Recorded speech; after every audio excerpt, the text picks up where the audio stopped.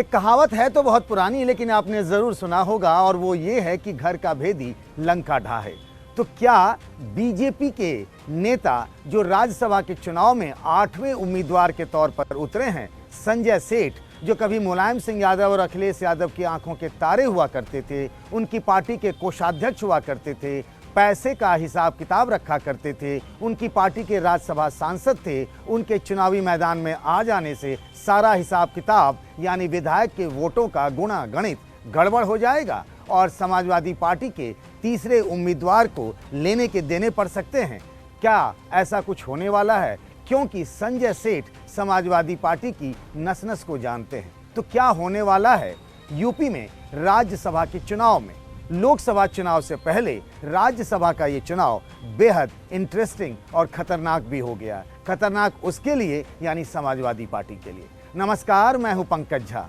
आप देख रहे हैं मेरे साथ अंदर की बात। आज वाकई अंदर की बात है और सब एक दूसरे से बस यही सवाल पूछ रहे हैं, ये जो बीजेपी का 8वां कैंडिडेट आए हैं संजय सेठ, क्या वो जीत जाएंगे या फिर समाजवादी पार्टी का खेल खराब हो जाएगा? क्योंकि यूपी में राज्यसभा की 10 सीटें खाली हुई हैं। बीजेपी ने अब तक 7 उम्मीदवार तय किए थे, 7 उम्मीदवारों ने नॉमिनेशन कर लिया। समाजवादी पार्टी ने भी 3 कैंडिडेट दिए, जया बच्चन जो 5वीं बार राज्यसभा का सांसद बनने जा रही हैं, और फिर आलोक रंजन जो कि यूपी के पहले चीफ सेक्रेटरी हुआ करते थे, अब अखिलेश यादव के साथ में हैं, और तीसरे रामजी लाल सुमन। ये 3 उम्मीदवार समाजवादी पार्टी के हैं। लग रहा था कि चूंकि यही 10 उम्मीदवार थे तो चुनाव की नौबत नहीं आएगी और सभी निर्विरोध चुनकर सांसद बन जाएंगे, लेकिन अब तो बीजेपी ने 8वां उम्मीदवार उतार दिया है। तो क्या होगा? क्या खेल होगा? क्या संजय सेठ जीत जाएंगे या फिर हार जाएंगे? संजय सेठ की जीत में अखिलेश यादव की हार है और संजय सेठ की हार में अखिलेश यादव की जीत है। और वो संजय सेठ जिनकी कई सारी तस्वीरें अखिलेश यादव और मुलायम सिंह यादव के साथ की भी हैं। तो क्या होगा? आइए आज अंदर की बात में विस्तार से समझते हैं। पहले थोड़ा सा जान लेते हैं कि ये महोदय संजय सेठ कौन है। संजय सेठ एक बड़े कारोबारी हैं, बिल्डर हैं, उनकी कंपनी का नाम शालीमार है, इसके वो फाउंडर मेंबर भी हैं। और संजय सेठ एक वक्त में समाजवादी पार्टी में बड़े कद्दावर नेता होते थे, ट्रेजरार भी थे, जिसको कोषाध्यक्ष कहते हैं, जिसका काम पार्टी के फंड का हिसाब किताब देखना होता है। वो मुलायम सिंह यादव के जितने करीबी उतने ही अखिलेश यादव के भी। 2014 में मुझे याद है कि उन्हें समाजवादी पार्टी ने राज्यसभा का माफ करिएगा 2016 में समाजवादी पार्टी ने उन्हें राज्यसभा का सांसद बना दिया। लेकिन फिर देखते ही देखते देश में बीजेपी की लहर आई, डबल इंजन की सरकार बन गई, यानी यूपी में भी योगी आदित्यनाथ की सरकार बन गई और दिल्ली में पहले से बीजेपी की सरकार थी। तो अचानक 2019 से पहले संजय सेठ ने पाला बदल लिया और चले आए बीजेपी में। उन्हीं के साथ सुरेंद्र नागर भी आए थे और दोनों को जो बचा हुआ कार्यकाल था उसके लिए राज्यसभा भेज दिया। सुरेंद्र नागर को तो दोबारा दे दिया गया राज्यसभा का टिकट, लेकिन संजय सेठ को नहीं मिला। उनका कार्यकाल जो है वो 2014-2023 में ख़त्म हो गया था। माफ़ करिएगा 2016 में बने थे 6, यानी 2022 में उनका कार्यकाल खत्म हो गया। संजय सेठ को बीजेपी ने 8वां उम्मीदवार बना दिया है। अब क्या होगा? अभी तक जो लग रहा था कि समाजवादी पार्टी के तीनों उम्मीदवार जीत जाएंगे, अब जैसा मैंने शुरुआत में कहा कि घर का भेदी लंका ढाए, क्योंकि संजय सेठ वो व्यक्ति हैं, वो नेता हैं जो समाजवादी पार्टी के सब खबर रखते हैं, अंदर क्या है और बाहर क्या है। इसीलिए समाजवादी पार्टी को डर भी है। और समाजवादी पार्टी में वैसे भी इन दिनों सब कुछ ठीक नहीं चल रहा है। स्वामी प्रसाद मौर्य मुंह फुलाए हुए हैं, हालांकि वो एमएलसी हैं, वोट नहीं डाल सकते, लेकिन कुछ खेला तो कर ही सकते हैं। पल्लवी पटेल जो कि अपना दल कमेरावादी पार्टी की हैं, लेकिन वो साइकिल निशान पर चुनाव जीत कर आई हैं, वो भी कोप भवन में हैं और उन्होंने कह दिया कि हम वोट नहीं डालेंगे। अब जरा वोटों का हिसाब किताब समझ लेते हैं कि क्या होगा। अगर सरसरी तौर पर देखें तो समाजवादी पार्टी के तीनों उम्मीदवार को जिताने के लिए 111 वोट चाहिए, यानी राज्यसभा का सांसद बनने के लिए 37 विधायकों का वोट चाहिए। इस हिसाब से 3 सांसदों के लिए 111 वोट चाहिए।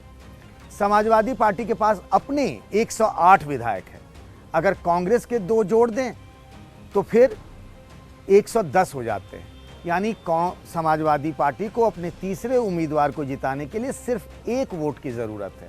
लेकिन इसी 1 वोट पे पेंच फंस सकता है। आपको याद ही होगा कैसे अटल बिहारी वाजपेयी की 13 दिन की सरकार सिर्फ 1 वोट से गिर गई थी। कुछ ऐसा ही खेला यूपी में भी राज्यसभा के चुनाव में होने की आशंका जताई जा रही है। अब बीजेपी का अगर हम देखें, बीजेपी के 8 उम्मीदवार हो गए। एक को जिताने के लिए 37 वोट चाहिए, यानी 8 को जिताने के लिए 296 वोट चाहिए। बीजेपी के पास अपने 252 विधायक हैं। इसके अलावा अपना दल के 13 विधायक हो गए, ओम प्रकाश राजभर की पार्टी के 6 विधायक हो गए, निषाद पार्टी यानी संजय निषाद की पार्टी के 6 विधायक हो गए। तो यानी और राष्ट्रीय लोकदल जयंत चौधरी भी पाला बदल चुके हैं, उनकी पार्टी के 9 विधायक हैं।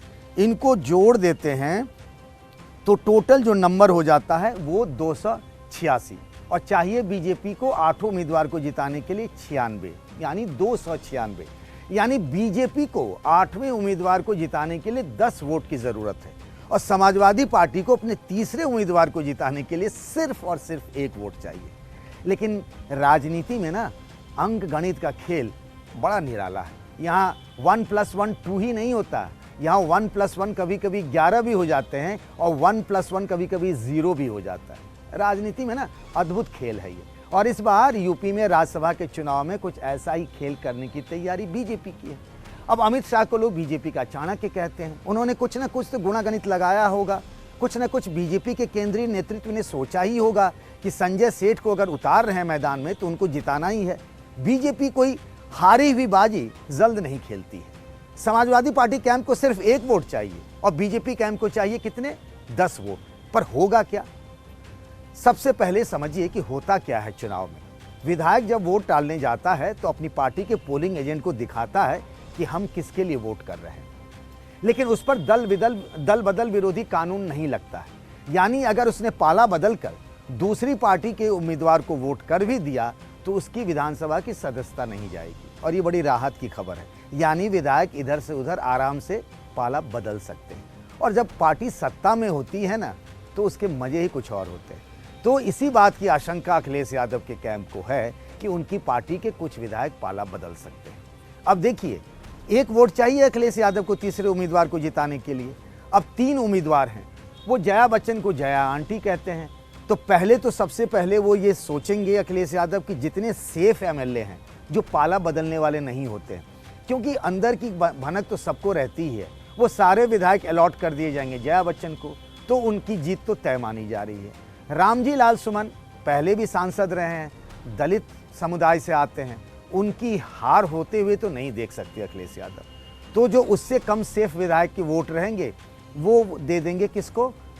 रामजी लाल सुमन को। अब बचे कौन? आलोक रंजन, मुख्य सचिव रहे हैं, लंबे समय से समाजवादी पार्टी के साथ रहे हैं। बताते हैं कि समाजवादी पार्टी का 2022 के विधानसभा चुनाव में जो मैनिफेस्टो बना था उसे बनाने में बड़ी मदद की थी। तो खतरा जो दिख रहा है ना वो आलोक रंजन के लिए। और अब बीजेपी क्या करेगी? इनके पास यानी समाजवादी पार्टी के पास अपने 108 विधायक हैं, लेकिन उनके 2 विधायक जेल में हैं। एक है रमाकांत यादव जो आजमगढ़ से विधायक बने हैं, वो जेल में हैं। दूसरे विधायक जो हैं वो कानपुर के हैं, इरफान सोलंकी, वो भी जेल में हैं। अब इस बात की संभावना बहुत कम है कि ये दोनों जेल से निकल कर आएँ और वोटिंग वाले दिन वोट डाल पाएँ। यानी जो संख्या 108 थी वो घट के 106 हो गई। वैसे कहने के लिए तो ओम प्रकाश राजभर की पार्टी के विधायक हैं अब्बास अंसारी, वो भी जेल में हैं। तो वो भी आते तो वोट किसको डालते? मुझे लगता है वो वोट डालते समाजवादी पार्टी को ही। हालांकि वो ओम प्रकाश राजभर की पार्टी के हैं तकनीकी रूप से, लेकिन उनके परिवार के बाकी सदस्य तो अखिलेश यादव के कैंप में हैं, तो उधर ही वोट डालते। तो इस तरीके से 3 वोट का नुकसान तो ऑलरेडी हो गया है। पल्लवी पटेल पहले से चिल्ला चिल्ला कर कह रही हैं कि पीडीए नहीं हुआ, इसीलिए हम अपना वोट समाजवादी पार्टी को नहीं देंगे। तो इस तरीके से समाजवादी पार्टी के कुल मिलाकर देखें तो 4 वोट तो इधर कम हो गए हैं।